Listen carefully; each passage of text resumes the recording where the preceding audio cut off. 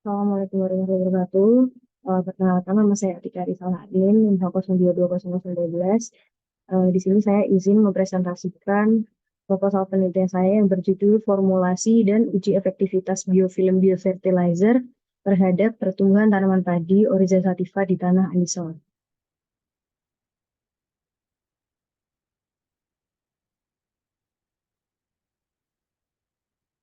Usaha untuk meningkatkan produktivitas padi sawah dan pemenuhan ketersediaan unsur hara pada tanah andisol dengan penggunaan pupuk anorganik secara berlebihan dan terus-menerus dapat menyebabkan kemunduran lahan oleh Jamil et al. 2020. Solusi yang dapat diberikan adalah menggunakan pupuk hayati untuk mengurangi ketergantungan pupuk anorganik. Solusi ini didasarkan oleh penelitian-penelitian terdahulu berupa yang pertama, aplikasi mikroba pelarut fosfat pada tanah andisol dapat meningkatkan ketersediaan P dan menurunkan pH tanah. Burkholderia cepacia dapat meningkatkan P tersedia sebesar 83,37% jika dibandingkan dengan kontrol oleh Sembiring dan Sabrina tahun 2022. Yang kedua, berat kering akar dan berat kering pucuk tanaman padi secara nyata lebih tinggi pada BFPF atau biofilm biofertilizer sebesar 1.130 gram dibandingkan dengan praktik petani konvensional sebesar 733 gram oleh Premaratna et al. 2021.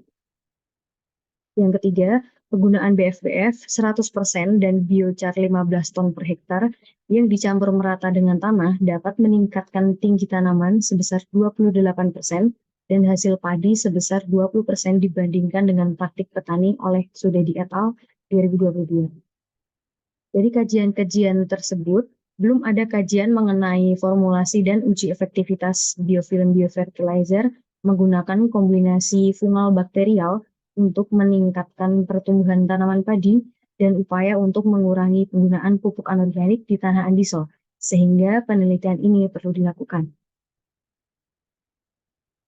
Tujuan dari penelitian ini adalah untuk menguji pengaruh dosis BFBF terhadap pertumbuhan tanaman padi di tanah andisol. Yang kedua, menguji efektivitas pemberian biofilm biofertilizer untuk mengurangi penggunaan pupuk anorganik terhadap tanaman padi Oryza sativa di tanah andisol. Penelitian ini diharapkan dapat menjadi informasi kepada pemerintah, praktisi, dan petani terkait kemampuan fungal bakterial biofilm biofertilizer untuk meningkatkan pertumbuhan tanaman padi dan peranannya dalam mengurangi ketergantungan penggunaan pupuk anorganik untuk mewujudkan pertanian berkelanjutan. Penelitian ini akan dilaksanakan selama kurang lebih 5 bulan, dimulai dari bulan Mei hingga Oktober 2023, yang dilakukan di Rumah Kaca, Fakultas Pertanian UNS untuk penanaman tanaman padi dan pengaplikasian biofilmnya. Sedangkan untuk analisis laboratorium akan dilakukan di laboratorium FPUNS, yaitu Laboratorium Biologi dan Bioteknologi Tanah, serta Laboratorium Kimia dan Kesuburan Tanah. Berikut alat yang diperlukan dengan tujuan penggunaan, yaitu persiapan media tanam, persiapan bibit dan penanaman, perbanyakan isolat dan pembuatan biofilm, analisis N total, analisis P tersedia, kemudian analisis K tersedia, analisis C organik, analisis KTK tanah, pengukuran pH tanah, dan pengukuran populasi bakteri. Berikut adalah bahan yang digunakan untuk tujuan penggunaan berupa persiapan media tanam, persiapan bibit, perbanyakan isolat dan pembuatan biofilm, penanaman, analisis N total, analisis P tersedia, kemudian analisis K tersedia, analisis C organik, analisis KTK tanah, pengukuran pH tanah, dan pengukuran populasi bakteri. Penelitian ini dilaksanakan dengan 6 tahapan.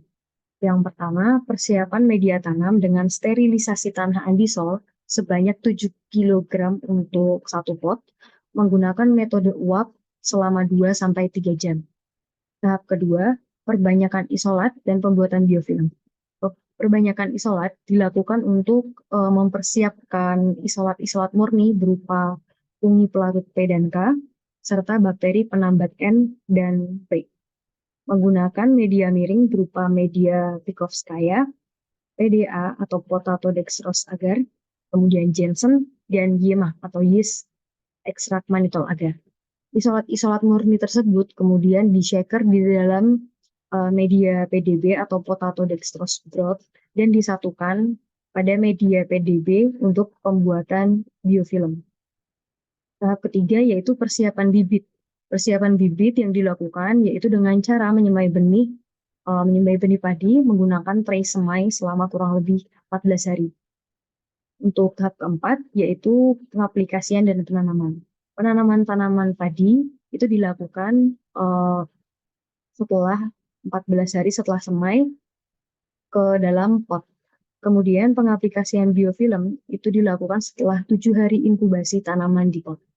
Sehingga tahap yang dilakukan pertama adalah penanaman tanaman, kemudian pengaplikasian biofilm. Untuk tahap kelima yaitu pengamatan dan analisis parameter penelitian serta panen yang dilakukan sejalan dengan penelitian hingga bulan Oktober 2023. Untuk tahap yang terakhir yaitu analisis data. Rancangan penelitian yang akan saya gunakan itu menggunakan metode rancangan acak lengkap atau RAL, 5 perlakuan dengan 4 kali ulangan. Yang pertama, perlakuan A, yaitu 100% pupuk anorganik atau NPK sebagai perlakuan kontrol. Untuk yang kedua, yaitu perlakuan B, menggunakan 25% biofilm biofertilizer ditambah dengan 75% pupuk anorganik. Kemudian perlakuan C, 50% biofilm biofertilizer dengan 50% pupuk anorganik. Perlakuan keempat yaitu 75% biofilm biofertilizer ditambah dengan 25% pupuk anorganik. Dan perlakuan terakhir atau perlakuan E menggunakan 100% biofilm biofertilizer. Parameter penelitian yaitu ada 2, pengamatan utama dan pengamatan pendukung. Untuk parameter pengamatan utama yaitu pertumbuhan dan produktivitas padi menggunakan metode volumetrik yang diukur berupa tinggi tanaman, jumlah daun, berat segar, berat kering, dan luas daun. Kemudian ada analisis kimia menggunakan metode JEDAL untuk N total, kemudian P tersedia menggunakan metode Bray 1. Parameter pengamatan berikutnya yaitu K tersedia menggunakan metode Olsen. Kemudian C organik menggunakan metode Walke and Black. Untuk yang keenam, pengukuran KTK tanah menggunakan metode penjenuhan amonium asetat. Dan parameter pengamatan utama yang terakhir yaitu pH tanah menggunakan metode pH meter. Parameter pengamatan pendukung berupa populasi bakteri atau analisis biologi tanah menggunakan metode SPC atau standar plate count.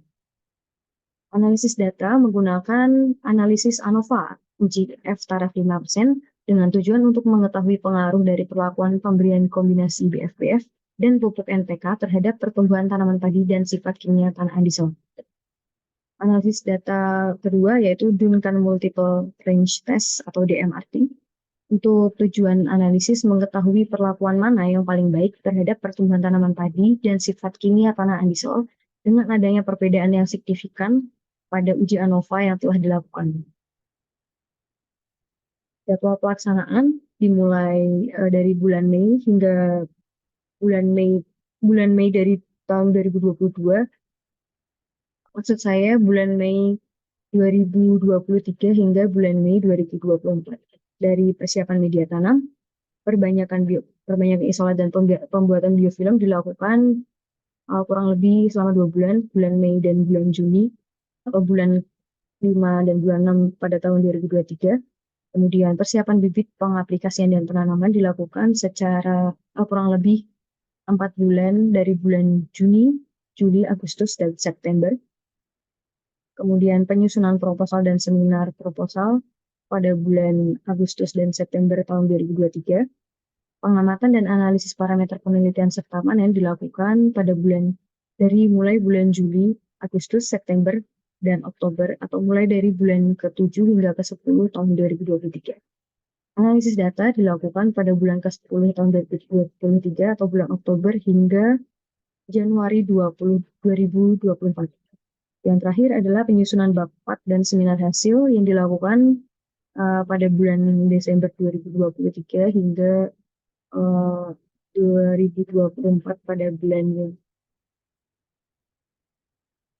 Anggaran biaya penelitian yang sudah saya susun adalah sebagai berikut.